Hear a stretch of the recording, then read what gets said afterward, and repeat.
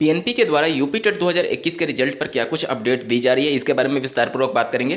साथ ही बात होगी सीटेट 2021 के रिजल्ट के संबंध में। एक आयोग के द्वारा 40,000 पदों पर भर्तियां अप्रैल माह में शुरू की जा रही हैं। इसके अलावा 69,000 सहायक अध्यापकों की भर्ती में राज्य सरकार इस मामले को माननीय सुप्रीम कोर्ट में चैलेंज करने जा रही है। क्या है पूरा मामला, इसके बारे में बात करेंगे। साथ ही डीएलएड की सेमेस्टर परीक्षाएं कब तक संभावित हो सकती हैं, इस पर भी विस्तारपूर्वक बात करेंगे। अंत तक बने रहिएगा। नमस्कार दोस्तों, मेरा नाम है नीरज और आप देख रहे हैं कैरियर बिट यूट्यूब चैनल। अगर आप इस चैनल पर पहली बार विजिट कर रहे हैं तो इसको सब्सक्राइब करते हुए बेल आइकन को प्रेस करना ना भूलें। सबसे पहले बात करेंगे यूपी टेट के रिजल्ट के बारे में। तो पीएनपी सचिव का यही कहना है कि 10 मार्च 2022 को विधानसभा चुनाव 2022 के रिजल्ट की घोषणा होने के बाद से उनके द्वारा एक बार फिर से शासन के पास प्रस्ताव भेजा जाएगा रिवाइज्ड आंसर की और रिजल्ट जारी करने के क्रम में। और अगर मंजूरी मिल जाती है तो एक हफ्ते के अंदर रिजल्ट और रिवाइज्ड आंसर की दोनों जारी कर दिया जाएगा। लेकिन अगर सरकार बदल जाती है तो उस कंडीशन में थोड़ा और विलंब हो सकता है, क्योंकि जो पार्टी सत्ता में आएगी उनके द्वारा ही परमिशन दिया जाएगा। तो हालांकि इसकी आवश्यकता नहीं थी, क्योंकि आचार संहिता खत्म हो जाएगी रिजल्ट घोषित होने के तुरंत बाद, और उसके बाद से परमिशन लेने की कोई आवश्यकता ही नहीं थी। लेकिन बेवजह इस मामले को लटकाया जा रहा है फिर से प्रपोजल भेज करके। अब बात करेंगे सीटेट 2021 के रिजल्ट के क्रम में। दिनांक 8 मार्च 2022 को ट्विटर पर अभ्यर्थियों के द्वारा एक कैंपेन चलाया गया था सीटेट 2021 के रिजल्ट को लेकर के। बावजूद इसके सीबीएसई बोर्ड के द्वारा अभी तक उनकी नींदें नहीं खुल पाई हैं। हालांकि उनके द्वारा लगभग 15 दिनों से यही आश्वासन दिया जा रहा है हेल्पलाइन नंबर पर अभ्यर्थियों के द्वारा जब फ़ोन किया जा रहा है या फिर अभ्यर्थी जब वहां पर फिजिकली उपस्थित हो रहे हैं रिजल्ट के बारे में जानकारी लेने के क्रम में, तो उनके द्वारा यही सूचना दी जा रही है कि 1-2 दिन में रिजल्ट की घोषणा कर दी जाएगी। हालांकि बहुत से राज्यों में नई वैकेंसीज आ रही हैं जिसमें सीटेट के रिजल्ट की आवश्यकता है अभ्यर्थियों को। इस वजह से पूरे देश भर के अभ्यर्थी परेशान हैं। लेकिन सीबीएसई बोर्ड इसके संदर्भ में एक नोटिस तक जारी नहीं कर पा रहा है। 15 फरवरी 2022 रिजल्ट घोषित होने की प्रस्तावित तिथि थी और उससे काफ़ी विलंब हो चुका है। लेकिन सीबीएसई बोर्ड के अधिकारियों के कानों पर एक जूं तक नहीं रेंग रही है कि कम से कम अभ्यर्थी इतने परेशान हैं, एक नोटिस ही जारी कर दिया जाए कि रिजल्ट की तैयारियां कहां तक पहुंची हैं या फिर कब तक उनके रिजल्ट की घोषणा की जा रही है। इस बार ऑनलाइन परीक्षा होने की वजह से, नॉर्मलाइजेशन की वजह से रिजल्ट में विलंब हो रहा है। सीबीएसई बार बार इस बात को दोहरा रहा है। लेकिन इसके अलावा अन्य आयोग जो है या फिर जो परीक्षा कराने वाली संस्था होती है, जैसे कि आईबीपीएस हो गया या फिर एसएससी हो गया, रेलवे हो गया, इन सब में भी नॉर्मलाइजेशन के कॉन्सेप्ट को अपनाया जाता है। लेकिन इतना विलंब नहीं होता है कि नॉर्मलाइजेशन को लेकर के आप 15 से 20 दिन रिजल्ट में ही वेट अभ्यर्थियों को कराने लगे।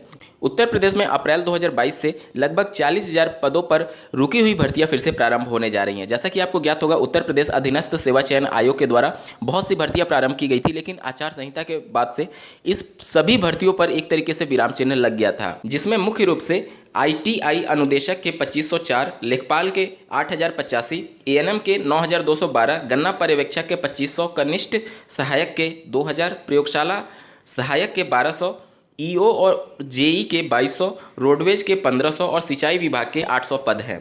तो कुल मिलाकर के लगभग 40,000 पदों पर ये सभी भर्ती प्रक्रिया शुरू होना प्रस्तावित है। 3 भर्तियों के लिए विज्ञापन भी निकाला जा चुका है अधीनस्थ सेवा चयन आयोग के द्वारा, लेकिन विधानसभा चुनाव के बाद आचार संहिता लागू होने से इन्हें रोक दिया गया था।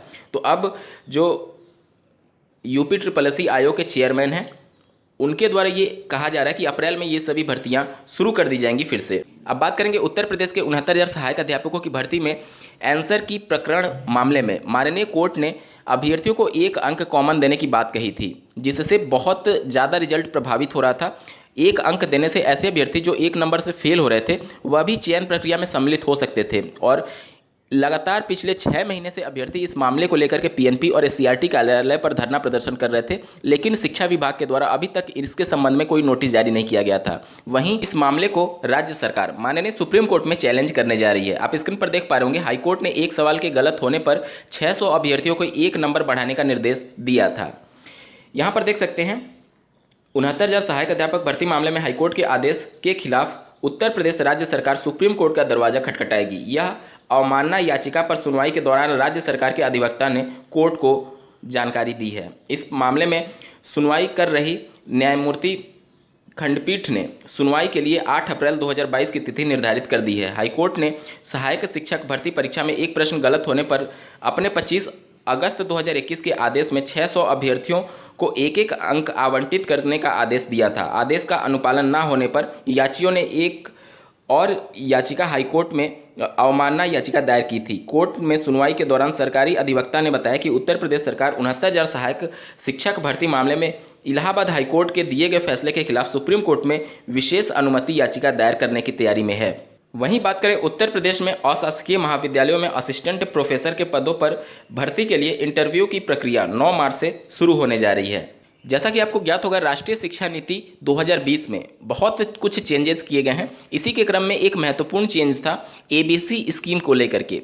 अब शिक्षा मंत्रालय और यूजीसी ने सभी संस्थानों को इस सिस्टम को लागू करने के आदेश दिए। आप स्क्रीन पर देख पा रहे होंगे, सभी उच्च शिक्षण संस्थानों को अब अपनानी होगी एबीसी स्कीम। अब ये मामला क्या है, तो छात्रों को उच्च शिक्षा की पढ़ाई कभी भी बीच में छोड़ने और शुरू करने का विकल्प मुहैया कराने वाली academic bank of credit scheme को अब सभी विश्वविद्यालयों और उच्च शिक्षण संस्थानों को अपनाना ही होगा। शिक्षा मंत्रालय और यूजीसी ने इस दायरे में आने वाली सभी विश्वविद्यालय और उच्च शिक्षण संस्थानों से इसके अमल में तेजी दिखाने के लिए कहा है। तो अब ये सभी सिस्टम लागू होने के बाद से अगर मान लीजिए आप 3 वर्ष का ग्रेजुएशन कोर्स करते हैं और 1 वर्ष करने के बाद से आप ग्रेजुएशन बीच में ही स्किप कर देते हैं, तो पहले क्या नियम था कि फिर से आपको फर्स्ट ईयर से शुरू करना होता था, लेकिन इस नियम के लागू हो जाने के बाद से अब आप सेकेंड ईयर से भी फिर से पढ़ाई शुरू कर सकते हैं। मतलब जहाँ से आपने पढ़ाई छोड़ रखा था, 2-3 साल बाद जब भी आपका मन करेगा आप वहीं से पढ़ाई शुरू कर सकेंगे जहाँ से आपने पढ़ाई छोड़ा था।